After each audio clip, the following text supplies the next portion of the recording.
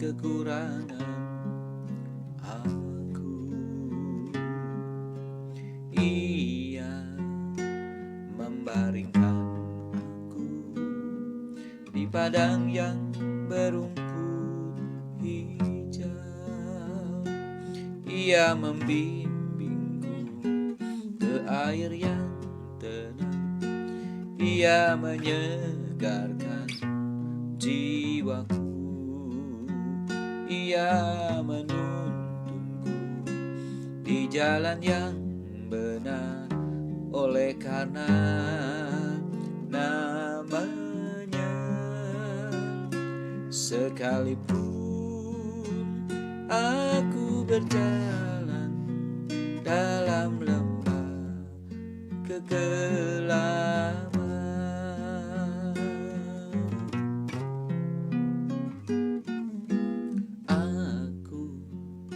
tidak takut bahaya, sebab Engkau besertaku. Gadamu dan tongkatmu, itulah yang menghibur aku. Dia membimbingku ke air yang tenang. Ia menyegarkan jiwaku. Ia menuntunku di jalan yang benar, oleh karena namanya.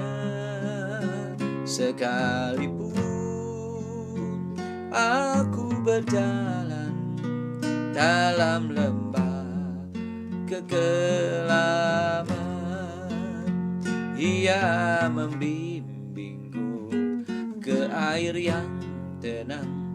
Ia menyegarkan jiwaku. Ia menuntunku di jalan yang benar, oleh karena namanya.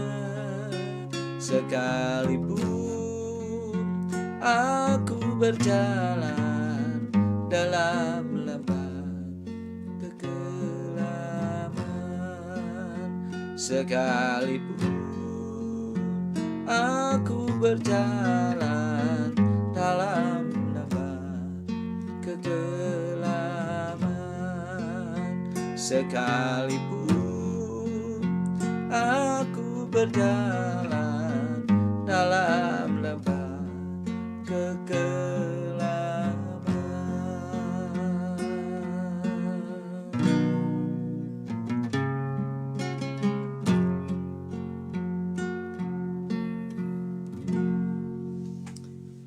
Haleluya, puji Tuhan. Ya, saudara sekalian, lagu tadi terambil dalam Mazmur pasal 23 yang menggambarkan bahwa Tuhan adalah gembala kita yang baik. Ya, gembala yang sangat baik yang menuntun kita setiap hari ke air yang tenang, dibawanya kita ke rumput hijau, dilindunginya kita, kemudian gada dan tongkatnya itu menghibur kita setiap hari, termasuk hari ini. Puji Tuhan, puji Tuhan. Selamat malam Bapak Ibu Saudara-saudara dimanapun berada di malam ini ya. Terima kasih kepada Tuhan tentunya, oleh karena kebaikan dan kasih-Nya memungkinkan kita berjumpa lagi malam ini untuk bersama-sama belajar akan kebenaran firman Tuhan. Baik saudara-saudara, mari kita berdoa terlebih dahulu sebelum firman Tuhan disampaikan. Allah Bapa di surga, di dalam nama Tuhan Yesus, kembali kami rindukan firman-Mu lagi ya Tuhan. Sampaikanlah dan berikanlah firman-Mu kepada kami untuk menuntun kami hidup di dalam kebenaran. Urapi dan pakai hamba-Mu serta berikan hikmat-Mu ya Tuhan, agar hamba-Mu dapat memaparkan firman-Mu dengan jelas, dimengerti oleh semua yang mendengarkan, dan juga mampukan kami melakukannya. Kami sangat rindu menyenangkan hati Tuhan. Dalam nama Yesus kami berdoa. Amin. Kita lanjutkan lagi saudara-saudara pembahasan kita ya. Lukas pasal yang kedua. Lukas pasal yang kedua. Ini masih mengenai Simeon, saudara sekalian. Yang sudah kita bahas adalah ayat 1 sampai 32 ya. Berarti malam ini kita baca dan kita bahas ayat 33, 34. Dan pagi tadi kita bahas sebagian dari ayat 33. Baik, saya bacakan lagi. Lukas 2 ayat 33 dan 34. Begini firman Tuhan. Dan bapa serta ibunya, maksudnya Yusuf dan Maria sebagai bapa dan ibunya Yesus, amat heran, amat takjub ya akan segala apa yang dikatakan tentang dia. Akan segala apa yang dikatakan tentang Yesus. Jadi Yusuf dan Maria ini benar-benar dibikin kagum akan berita atau cerita tentang Yesus. Ya, tadi pagi kita sudah membahas. Memang bicara soal Yesus itu adalah mengagumkan. Yesus pribadi yang sangat luar biasa. Pribadi yang agung, ya, patut ditinggikan, dimuliakan, dipuji, bahkan disembah, saudara. Tidak ada pribadi seperti Yesus. Dia sempurna. Tidak ada kelemahan. Dan juga tidak ada dosa. Yesus memang sama dengan manusia. Dia Allah yang menjadi manusia. Sama dalam segala hal dengan manusia. Kecuali satu, dosa. Kita semua berdosa. Yesus tidak berdosa. Dan Yesus tidak pernah berbuat dosa. Dan tidak akan mungkin pernah berbuat dosa. Sebab dia Allah, saudara-saudara. Hebat ya. Makanya Yusuf dan Maria sangat kagum kepada cerita tentang Yesus. Saudara dan saya juga kalau kita sering mendengar berita tentang Yesus, atau mungkin kita sendiri yang menyampaikan berita tentang Yesus, nanti saudara-saudara akan dibuat terkagum-kagum kepada pribadi yang satu ini. Kalau kita nanti terkagum-kagum kepada Yesus, maka akan timbul kasih atau cinta kepada Yesus. Kalau sudah timbul cinta kepada Yesus, maka akan terjadi di dalam kita satu semangat yang besar untuk menyenangkan hatinya. Untuk memuliakan namanya, baik dengan mulut maupun dengan pelayanan-pelayanan kita. Bahkan kita abdikan diri kita kepada Tuhan dengan sepenuh hati. Jadi penting saudara-saudara untuk mengetahui pribadi Yesus itu seperti apa. Makanya kita perlu banyak mendengar firman Tuhan atau membaca Alkitab. Orang yang jarang dengar firman Tuhan, orang yang jarang membaca Alkitab, bagaimana akan timbul kekaguman di hatinya kepada Yesus? Tidak mungkin. Nah, kalau orang tidak dengar firman Tuhan, bagaimana timbul cinta kepada Yesus? Tidak mungkin. Kalau orang jarang dengar cerita tentang Yesus, bagaimana dia terdorong hati untuk mengabdikan dirinya kepada Yesus? Sangat tidak mungkin, saudara sekalian. Ada pepatah mengatakan, tak kenal maka tak sayang. Jadi rasa sayang itu timbul karena apa? Karena kenal. Tapi kenal yang bagaimana dulu, saudara-saudara. Ya. Kalau kenal selewat, ya tidak akan timbul juga ya rasa kasih, rasa cinta itu. Kalau kenalnya cuma sedikit saja, tidak mengenal lebih dalam, ya rasa kagum itu juga ya pastinya tidak akan timbul, saudara-saudara. Kekaguman kita kepada Yesus itu akan timbul kalau kita mengenal Yesus bukan selewat, tetapi mengenalnya benar-benar mengenal. Menjadi teman, menjadi sahabat, ya. Oh, bahkan sampai kita di dalam Yesus, Yesus di dalam kita. Jadi, saudara-saudara, tidak boleh kita mengenal Yesus hanya selewat. Kalau kenal selewat, iman kepada Yesus tidak akan tumbuh. Kasih kita kepada Yesus tidak akan bertambah. Dan takut akan Tuhan itu tidak akan muncul dari dalam diri kita. Makanya saya mau ajak saudara, kenallah Yesus lebih lagi, dan lebih lagi. Ingat, tak kenal maka tak sayang. Jadi rasa sayang itu timbul kalau kita mengenal. Mengenal dengan baik, apalagi yang kita kenal itu adalah pribadi yang baik. Pribadi yang mengagumkan, pribadi yang sempurna. Pribadi yang tidak pernah mengecewakan, saudara-saudara. Ya. Coba saja saudara punya teman, punya kenalan, tanpa disangka, tanpa dinyana, ternyata dia orang baik banget. Semakin kita mengenal dia, semakin kita tahu dan merasakan kebaikannya. Timbul nggak saudara rasa sayang saudara kepada orang itu? Timbul. Timbul nggak saudara rasa kegaguman saudara kepada orang itu? Pasti timbul. Ya. Timbul nggak rasa senang kita kepadanya? Timbul, saudara-saudara. Demikian dengan Yesus. Apalagi Yesus sempurna, dia tidak pernah berbuat jahat. Tidak pernah Tuhan mengecewakan kita. Selalu berbuat baik, selalu memberkati, selalu menolong, selalu peduli kepada kita. Ya. Dan pengenalan kita kepadanya semakin dalam. Langsung saudara-saudara kekaguman kita bertambah, cinta kita makin bertambah, kepercayaan kepadanya juga semakin bertambah, saudara-saudara. Nah, saya percaya, saudara-saudara, kalau orang mengenal Yesus secara mendalam, dia tidak mungkin pindah kepercayaan. Dia tidak mungkin meninggalkan Yesus. Itu tidak mungkin, tidak mungkin.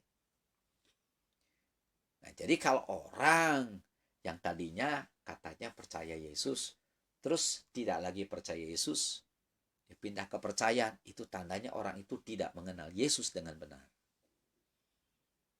Sungguh, saudara-saudara. Kenalnya hanya selewat, ya, kenalnya hanya biasa-biasanya. Itu hasilnya, saudara-saudara. Maka itu, malam ini firman Tuhan mengingatkan kita, kenallah Yesus lebih dalam, kenallah Yesus lebih dalam, lebih lagi, lebih lagi, lebih lagi. Saudara-saudara, jangan cuma tahu Yesus itu muridnya 12 orang. Jangan cuma tahu Tuhan Yesus matinya di gunung Golgota. Jangan cuma tahu kalau Yesus itu bangkitnya hari ketiga. Ya. Jangan tahu Yesus itu lahir di Bethlehem, besar di Nazaret. Ada banyak orang Kristen tahunya cuma itu, saudara-saudara. Nah, pantas banyak orang Kristen yang meninggalkan Yesus dan pindah kepercayaan. Tidak percaya lagi kepada Yesus. Lah percayanya model begitu, bagaimana imannya kuat? Dalamin firman Tuhan. Baca setiap hari. Saudara nanti akan kagum kepada Tuhan. Kagum kepada pribadi yang luar biasa ini. Dan saya yakin saudara-saudara kita tidak akan pernah meninggalkan Yesus apapun yang terjadi. Sebab kita mengenal pribadinya yang luar biasa dan dahsyat itu, saudara-saudara. Ya. Bahkan saudara-saudara, cuma Yesus pribadi yang bisa bawa kita datang kepada Allah Bapa. Tanpa Yesus, nggak bisa seorang pun datang kepada Bapa. Itu kata Yesus. Kisah Rasul 4 ayat 12 mengatakan, di kolong langit ini tidak ada nama lain yang di dalamnya manusia bisa diselamatkan. Cuma nama Yesus. Yohanes 14 ayat 6, Yesus sendiri berkata, Akulah jalan kebenaran dan hidup. Tak seorang pun sampai kepada Bapa terkecuali dengan aku. Jadi kalau orang mau ketemu Bapa di sorga, harus melalui Yesus. Tanpa Yesus gak bisa ketemu Bapa. Ya. Orang mau masuk sorga harus bersama Yesus. Kalau tidak, gak nyampe ke sorga. Sebab dia datang dari sorga, jadi dia tahu jalan ke sorga itu kemana. Nah, ada banyak orang, saudara-saudara, ingin ke sorga, tapi tidak mau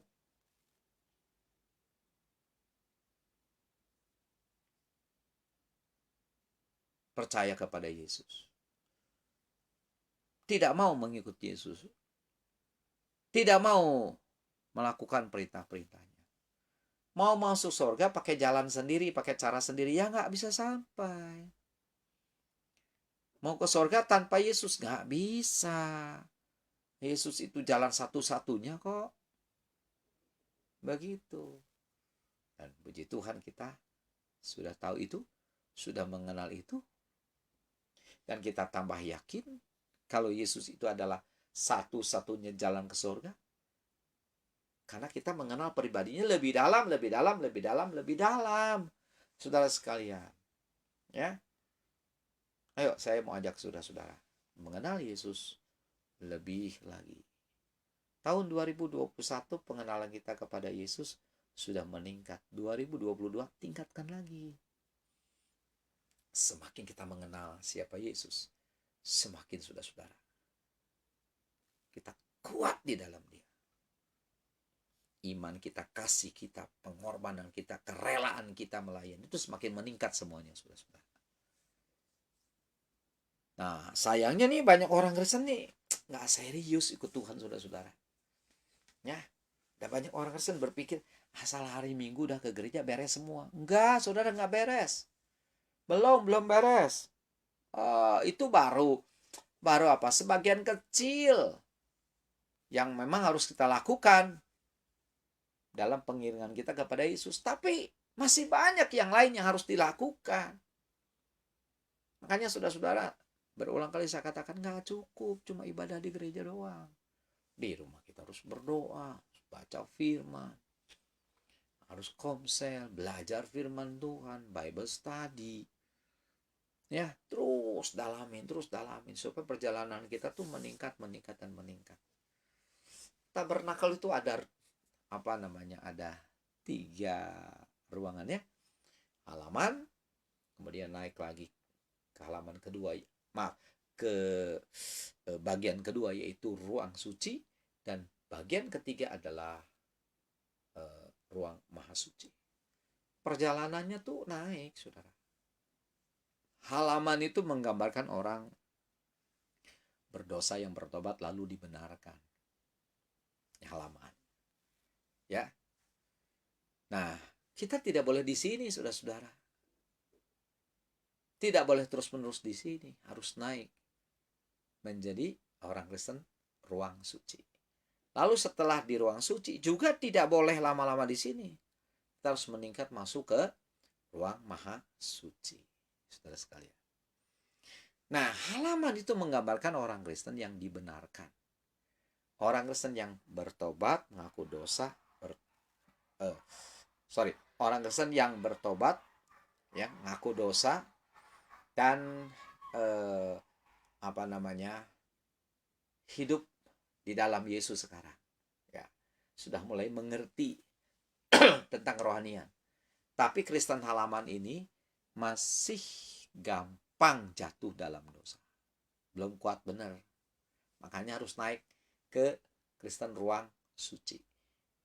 Saudara saya menjadi orang yang disucikan. Nah, kalau kita menjadi orang suci, orang ruang suci, kita masih bisa kok berbuat dosa. Tapi sulit berbuat dosa. Tapi masih bisa. Walaupun berbuat dosa, itu bukan kesengajaan. Ya, dan dia menyadari, aduh, aku berdosa. Minta ampun Tuhan. Dan dia akan kokoh kuat berdiri atas kebenaran. Tapi ruang maha suci atau Kristen ruang maha suci itu adalah orang Kristen yang sudah disempurnakan dan tidak bisa lagi berbuat dosa. Jadi 3 tahapan nih saudara. Kristen halaman, Kristen ruang suci, Kristen ruang maha suci. Kristen halaman ini orang Kristen yang dibenarkan. Tapi Kristen ruang suci adalah orang Kristen yang disucikan. Tapi Kristen ruang maha suci adalah Kristen yang sudah disempurnakan. Ya, dibenarkan, disucikan, disempurnakan. Nah, saudara dan saya itu harus meningkat seperti ini. Yang paling dasar adalah dibenarkan, dosa dihapuskan, diampuni. Bagus. Tapi naik dong, jangan di sini terus. Naik jadi orang Kristen yang suci.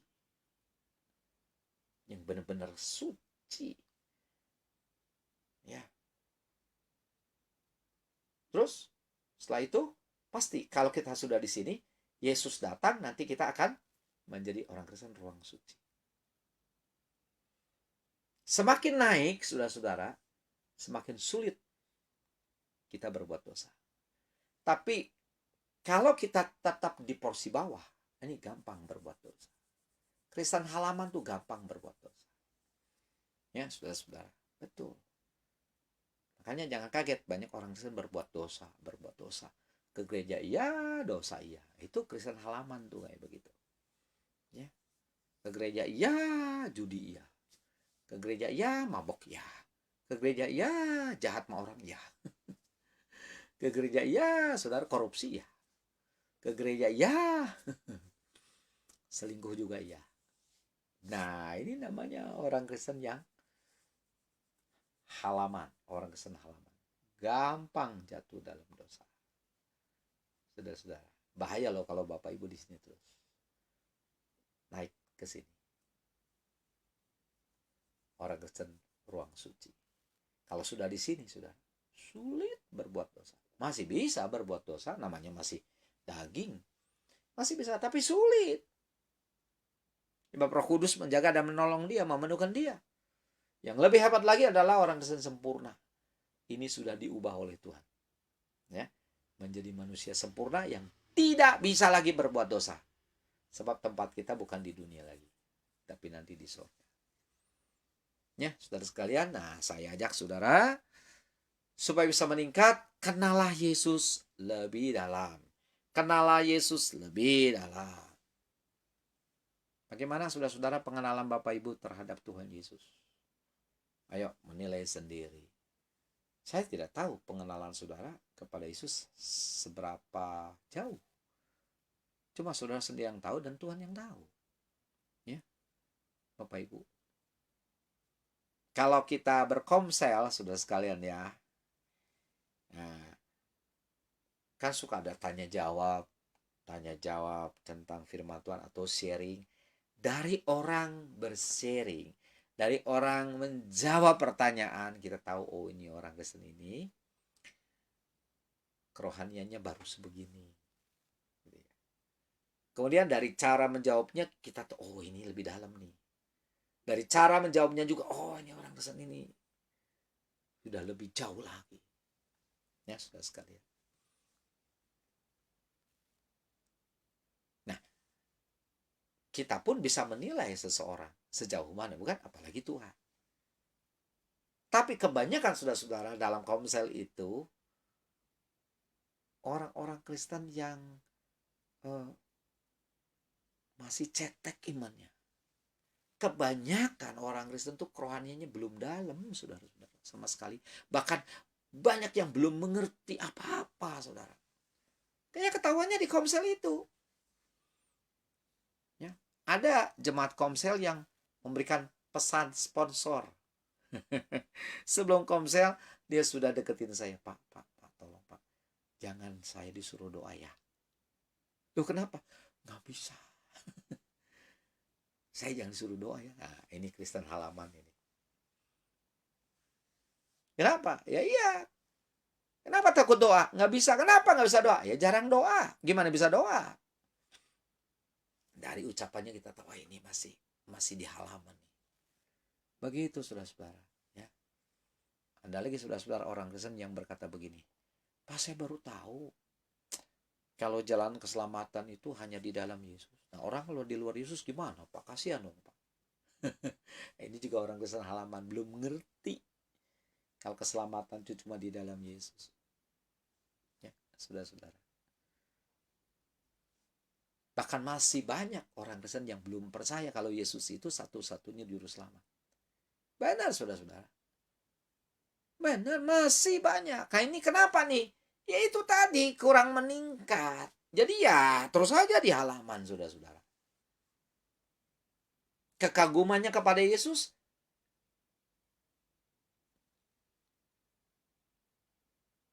apa ya? Masih rendah. Ya. Kecintaannya kepada Yesus tuh masih jauh. Dan kalau dia ke gereja itu cuma istilahnya sekedar saya orang Kristen, maka hari Minggu harus ke gereja. Itu. Hanya karena itu dia ke gereja. Atau ada banyak orang kenapa ke gereja? Daripada diem di rumah mending ke gereja. Ini orang Kristen halaman tuh kayak begitu, saudara-saudara. Itu cirinya dia masih Kristen halaman. Ya. Kenapa ke gereja? Ya, ingin disembuhkan. Ya. Kenapa ke gereja? Supaya toko saya rame. Emang Tuhan Yesus tuh dukun, saudara-saudara. Nah, tapi kalau orang Kristen seperti itu menunjukkan bahwa dia masih Kristen halaman, belum mengerti apa-apa. Tapi kalau saudara menjadi orang Kristen ruang suci, lain pikirannya. Kenapa ke gereja? Saya butuh Tuhan kok. Saya nggak bisa hidup tanpa Tuhan. Nah, ini orang Kristen ruang suci. Kenapa ke gereja? Saya kalau tidak beribadah kepada Tuhan, jadi apa saya? Yesus itu sumber hidup saya. Saya tidak boleh tidak ke gereja. Hidup saya jadi baik karena Yesus. Tanpa Yesus hidup saya kacau. Nah, ini orang Kristen yang sudah meningkat. Yang mengerti betul arti pengiringan kepada Tuhan. Ya. Kenapa ke gereja? Saya membutuhkan tuntunan Tuhan. Kan kamu sakit. Sakit dikit gak apa-apalah. Gak masalah. Nanti Tuhan juga sembuhkan. Gimana kalau nggak disembuhkan? Nggak apa-apa. Aku datang ke gereja bukan cari kesembuhan, cari Tuhan. Nah, ini orang udah mulai mengerti, saudara-saudara. Ya. Apa maksudnya ikut Yesus? Banyak orang Kristen, saudara-saudara, menganggap kalau ikut Yesus itu supaya kaya, supaya sakitnya disembuhkan, supaya masalahnya diselesaikan. Itu. Terus kalau doanya tidak dijawab, ngambek, marah, kecewa, nggak mau lagi ke gereja. Ada loh saudara-saudara orang Kristen yang berkata, Tuhan Yesus mah kurang sakti katanya. Bicara seperti itu, saya minta disembuhkan nggak sembuh-sembuh tuh. Saya minta tolong nggak ditolong-tolong tuh. Akhirnya dia nggak mau lagi beribadah. Itu jelas orang Kristen halaman. Bahkan mungkin dia belum ke halaman juga belum masuk rupanya. Sebab sama sekali dia belum percaya kepada Yesus. Menganggap Yesus itu sebagai tukang menyembuhkan, tukang memberkati, ya, tukang membuat berhasil, apalagi. Pokoknya menganggap Tuhan itu harus mengerti dia, harus nurut apa maunya dia. Ya, orang Kristen seperti ini, saudara-saudara, waduh repot. Mudah jatuh. Bukan hanya mudah jatuh dalam dosa, tapi juga mudah meninggalkan Tuhan. Maka itu saya ajak saudara, supaya kita kuat dalam Tuhan. Jangan jadi Kristen halaman. Kita harus jadi Kristen ruang suci. Ya, seperti apa orang Kristen ruang suci itu? Penuh Roh Kudus. Senang baca firman Tuhan, merenungkan firman Tuhan. Senang menyembah Tuhan. Senang berdoa, bergaul dengan Tuhan. Ya, rutinkan saudara aktivitas ini dalam kehidupan kita sehari-hari. Saya percaya saudara, iman kita semakin meningkat. Ya, kepercayaan kita kepada Tuhan semakin meningkat. Hidup benar kita juga semakin bertambah. Saya yakin saudara-saudara, kebiasaan-kebiasaan buruk itu akan dilepaskan oleh Tuhan. Termasuk keterikatan kita. Keterikatan narkoba, keterikatan minuman keras, keterikatan pornografi, semua dilepaskan oleh Tuhan. Keterikatan judi dan sebagainya, Tuhan lepaskan semua, saudara-saudara. Sungguh. Ya. Nah, semoga ya, saudara-saudara semua jadi orang Kristen ruang suci. Jangan jadi Kristen halaman terus. Ini Tuhan mau datang, saudara. Kalau kita jadi orang Kristen halaman terus, saya khawatir kita ditinggalkan Tuhan. Ayo saudara-saudara, meningkat sampai jadi orang Kristen ruang suci. Supaya loh Tuhan datang, kita yang dicari Tuhan karena kita suci. Yesus pun suci. Jadi dia menuntut kesucian. Jadi motivasi kita datang beribadah kepada Tuhan jangan supaya dapat berkat, jangan. Jangan supaya dapat mujizat. Jangan supaya toko kita jadi ramai dan laku. Ya. Jangan motivasi kita ikut Yesus itu supaya kita jadi kaya raya. Bukan, dan jangan itu. Kita ikut Yesus karena dia Tuhan kita, dia Allah kita. Kita membutuhkan dia dan kita nggak bisa hidup tanpa Yesus. Hanya Yesus yang bisa bawa kita hidup kekal. Ya, sudah sekalian. Kita ikut Yesus karena kita cinta dia. Karena kita tahu dia Allah satu-satunya. Kenapa kita ikut Yesus? Karena Tuhan suruh. Carilah dahulu kerajaan Allah dan kebenarannya. Maka semuanya akan ditambahkan. Jadi yang namanya berkat, mujizat, pertolongan, itu terakhir. Bukan yang utama. Hidup benar dulu, hidup kudus dulu, setia dulu kepada Tuhan, berkat datang dengan sendirinya. Berkali-kali saya katakan, saudara nggak minta berkat juga Tuhan kasih berkat. Kalau hidup kita berkenan kepada Tuhan. Bapak Ibu nggak minta mujizat juga Tuhan pasti beri mujizat.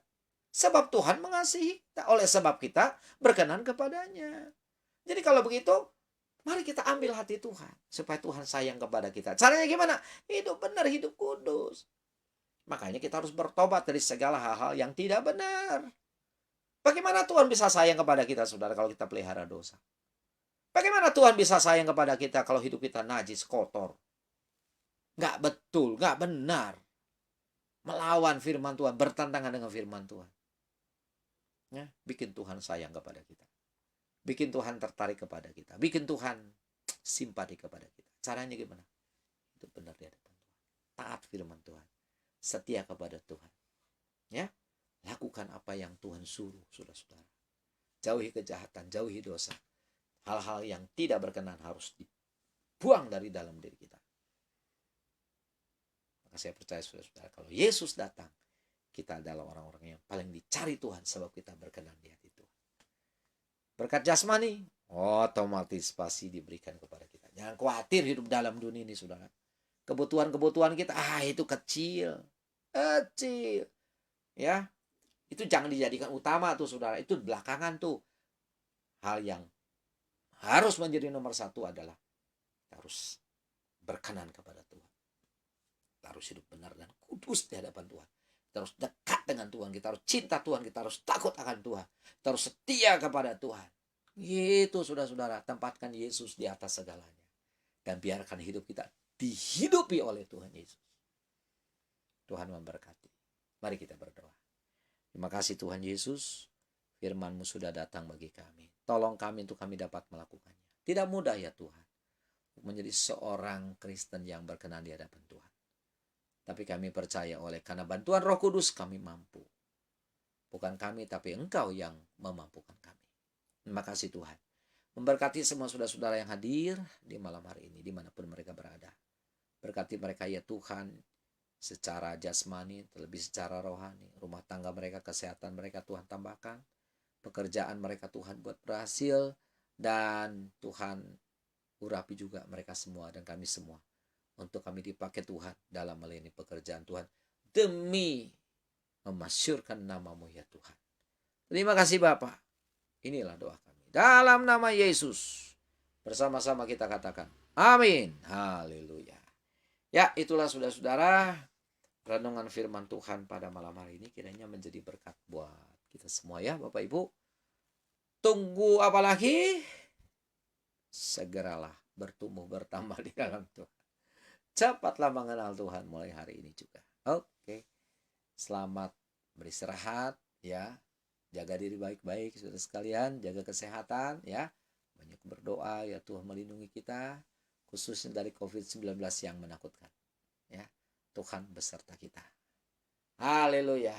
Sampai jumpa besok pukul 5:30 dalam doa pagi.